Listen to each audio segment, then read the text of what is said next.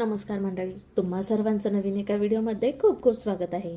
नेहमी पोह्यांपासनं कांदे पोहे आणि रव्यापासनं शिरा उपमास कशाला, चला आज करूया मऊ लुसलुशीत जाळीदार पदार्थ.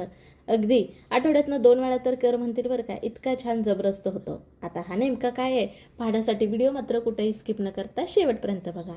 चला मग व्हिडिओला सुरुवात करूया. सुरुवातीला बघा 1 कप इतके पोहे घेतलेत. नेहमी आपण कांदे पोह्यासाठी वापरतो बघा, तेच इथं 1 कप पोहे घेतलेत. अगोदर मी चाळून निवडून घेतलेत. आता 1 कप पोह्यासाठी 1 कप रवा घेतलाय. रवा बारीक घ्या, रवा मोठा घ्या, कुठलाही घेऊ शकता तुम्ही. आता काय करायचं, ह्याच्यामध्ये पाणी घालायचं. तर भरपूर असं पाणी घालायचं, साधारण 2 ते 2.5 ग्लास इतकं पाणी घालायचं. आता पोहे रवा मध्ये जे पाणी घालत आहोत ते वर येणार आहे, ते आपण काढून टाकणारच आहे पुढे. पण तुम्हाला जर पोहे घाण वाटत असतील, धुवून घ्यायचे असतील, मग अगोदर एकदा पाण्यातनं पोहे धुवून घ्या आणि नंतर पाण्यामध्ये भिजत ठेवला तरी चालेल. आता बघा साधारण 2 ते 2.5 ग्लास इतकं पाणी घातलंय आणि एकदा चमच्याने असं ढवळून घेतलंय. आता ह्याच्यावरती झाकण ठेवूयात आणि भिजत ठेवूयात. भिजत म्हणजे किती हो, अगदी 10 ते 15 मिनटं बरं का. तोपर्यंत तुम्हाला एक शेंगदाण्याची चटणी कशी करायची दाखवते ह्या नाश्त्यासोबत खाण्यासाठी. अर्धी वाटी इतके शेंगदाणे घेतलेत. शेंगदाणे हलके डाग पडूसपर्यंत भाजून घ्यायचे. मंद आचेवरती भाजायचे, म्हणजे चांगले कुरकुरीत असे शेंगदाणे होतात बरं का. बघा हलके डाग पडलेले तुम्हाला दिसत असेल. आता ह्याच्यामध्ये 1 लाल सुकी मिरची घातली, ती सुद्धा भाजूयात. त्याचबरोबर 4 ते 5 इतक्या लसणाच्या पाकळ्या घेतल्यात, म्हणजे त्यासुद्धा ह्याच्यामध्ये भाजल्या जातील. चांगलं मस्त ह्या मिरचीचा हलका वास येतो बघा भाजल्यानंतर. मग इथं गॅस बंद करून घ्यायचा आहे आणि खाली नाही का डिशमध्ये काढून घेऊयात, म्हणजे कसं हे लवकर थंड होईल. आता इथं मिरची ही तिखट असल्यामुळे एकच वापरली बरं का. अगदी तुमच्या आवडीनुसार प्रमाण कमी अधिक करू शकता.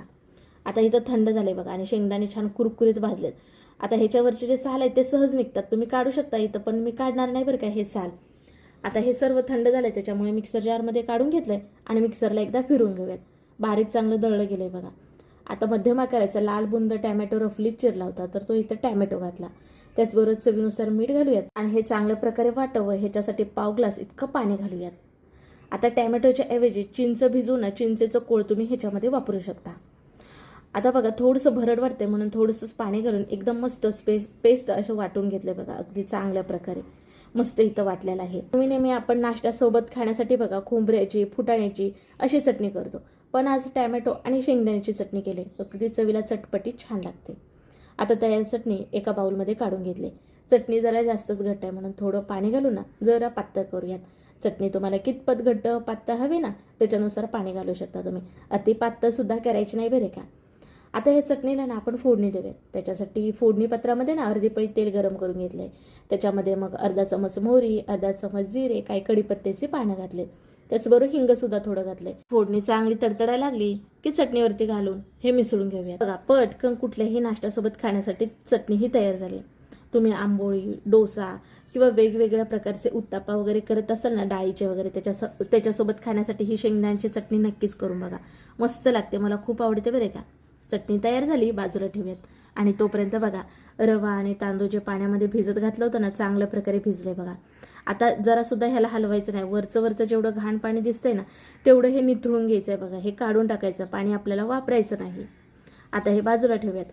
आणि इथं बघा रवा आणि पोहे जे आहेत ना, ते सर्व मिक्सर जारमध्ये काढून घेऊयात. आपले जे पोहे चांगल्या प्रकारे फुललेत बघू शकता इथं, आणि रवा सुद्धा फुललाय. आता इथं हे सगळं मिक्सर जारमध्ये काढून घेतलं एका वेळेसच. ह्याच्यामध्ये आपल्याला घालायचं आहे दही. तर अर्धा कप इतकं घट्ट दही घातलंय. आंबट दही असेल तर जरा कमी वापरा. आता हे आंबट दही नव्हतं म्हणून मी त्या अर्धा कप इतकं वापरलं. पाणी बिलकुल सुद्धा वापरायचं नाही. आता मिक्सरला जमेल ती इतकं बारीक वाटून घ्यायचं, कारण रवा पोहे ना चांगल्या प्रकारे भिजले. शिवाय त्याच्यामध्ये थोडं पाणी आहे आणि दही सुद्धा आपलं पातळच असतं, त्याच्यामुळे वरनं पाणी जरा सुद्धा घातलेलं नाही बघा.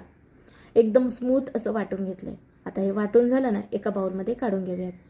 तुम्हाला बघा नेमकी कुठली रेसिपी करत आहोत हे नव्हतं सांगितलं. आज आपण इथं रवा पोह्याचा स्पंज डोसा पाहणार आहोत बरं का. अगदी मऊ लुसलुशीत जाळीदार असा. मिश्रण बघा ह्याच्यापेक्षा पातळ नाही ठेवायचं, असं जरा घट्ट ठेवायचं. आतापर्यंत मीठ नव्हतं टाकलं बघा आपण, तर आता चवीनुसार मीठ टाकूयात. तुम्ही तुमच्या अंदाजानुसार टाकू शकता. मीठ टाकल्यानंतर चांगल्या प्रकारे हे असं हलवून घ्यायचं, म्हणजे मीठ चांगल्या प्रकारे हे मिसळून जाईल. आपण लोणी स्पंज डोसा करत आहोत, तोही इन्स्टंट अगदी 10 मिनिटात तयार होणारा.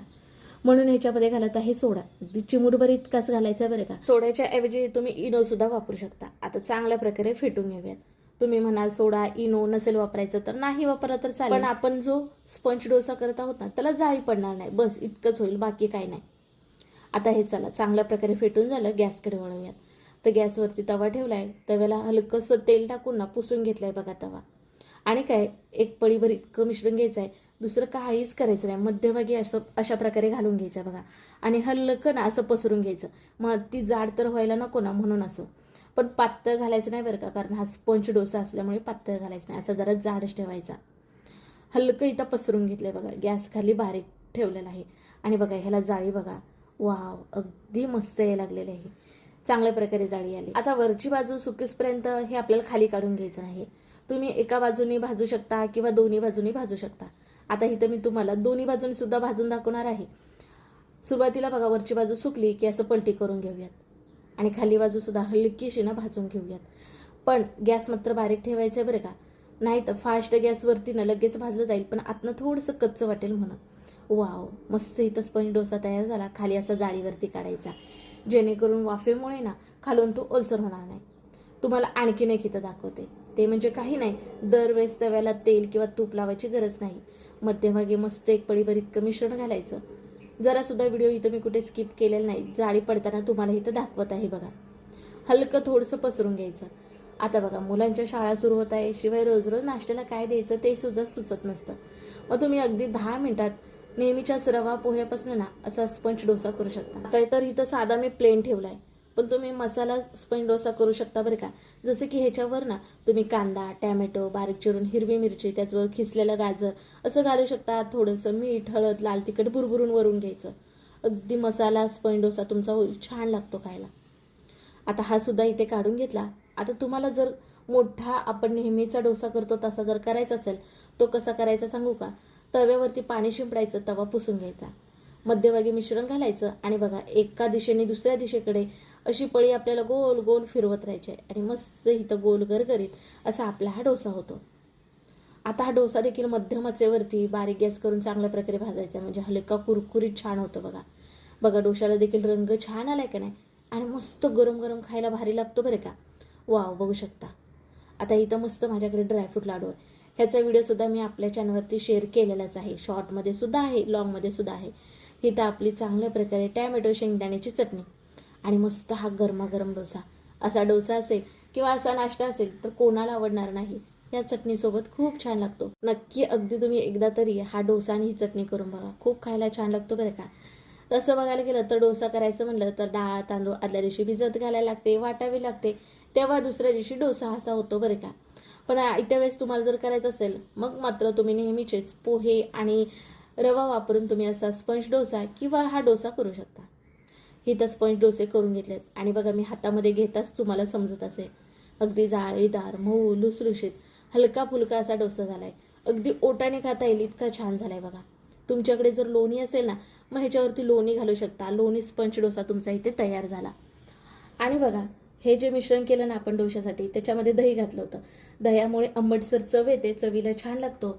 आणि अगदी मुलंसुद्धा नेहमीचेच पदार्थ खाऊन कंटाळलेले असतात, पटकन तुम्ही असा डोसा देऊ शकता. फार तर मुलांना असे डोसे आवडतातच बरं. आणि नेहमी आपल्या घरामध्ये पोहे, रवा कंपल्सरी आपण बाजारामध्ये भरतो बघा. त्याच्यामुळे ह्याच्यामध्ये जास्तीच काही साहित्य वगैरे गोळा करावं लागणार नाही. नक्की एकदा करून ना मला कमेंटमध्ये कळवा तुमच्या घरी हा स्पंज डोसा किंवा आपण जो डोसा केला तो आवडला. तुम्हाला तर इथं डोसा मोडून दाखवलाच आहे, अंदाज आलाच असेल तो कसा झाला आहे.